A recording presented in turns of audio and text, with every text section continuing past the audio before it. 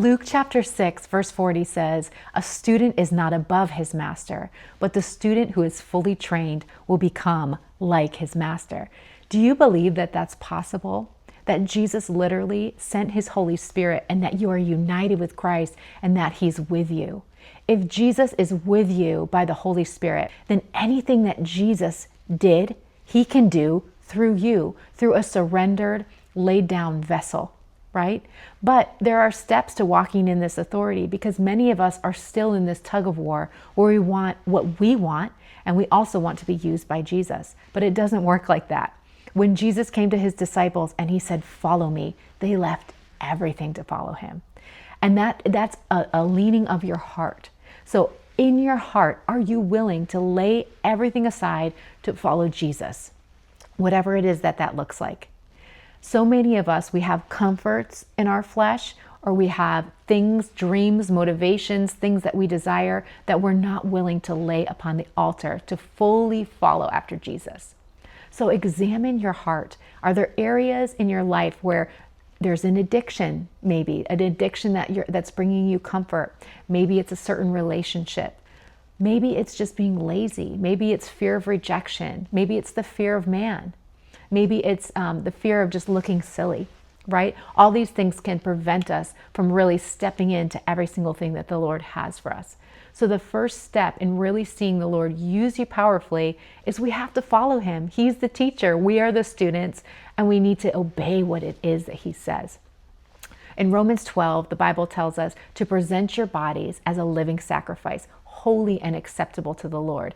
This is your true form of worship. So when we take those things that actually really matter to us, I mean, it could be something as simple as coffee, whatever it is that he tells you to do, as you take those things and you lay them on the altar, it is like a pleasing fragrance rising up to the Lord. He's so pleased when we deny ourselves, pick up our cross, and follow after him. Jesus said in the word that if you love me, you'll obey me, and I'll come and I'll make my home with you.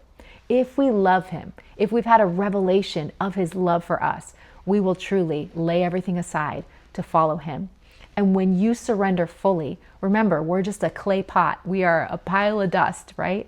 But we're filled with this incredible treasure, the power of the Most High God that dwells inside of these broken, fragile vessels. But it takes us giving ourselves completely to the Lord to be used by him. Every one of us has free will, and we can decide. Are we going to be a vessel of honor set apart for his purposes? Or are we going to be a vessel used by the enemy chasing after the things of this world? Another thing that will really help you grow in your relationship with God is spending time with him. Daily, renew your mind in the word. Get to know Jesus through the word. Jesus is the word made flesh. So get to know him by reading the word. Read the New Testament. Get to know his nature. Get to know his character. Ask him for wisdom if you don't understand, or join a Bible study. Get to know him. And then pray. Spend time communing with the Lord so that you can hear his voice and recognize his voice. As we learn to hear his voice and obey, there's nothing that is impossible for God, but we have to be a willing, surrendered, yielded vessel. Another area where you can grow is get around other spirit-filled believers. Get around other believers who have gone farther, who have been through those spiritual battles, who understand the word and can explain them to you.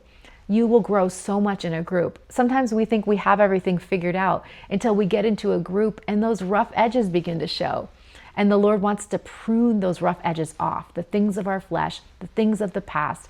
He wants us to be fully in love with him and love others as he's loved us.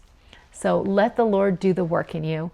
If you surrender fully to him, if you have those spiritual disciplines, if you get around the body and let your character be molded and transformed, there's nothing that the Lord won't be able to do through you. God bless.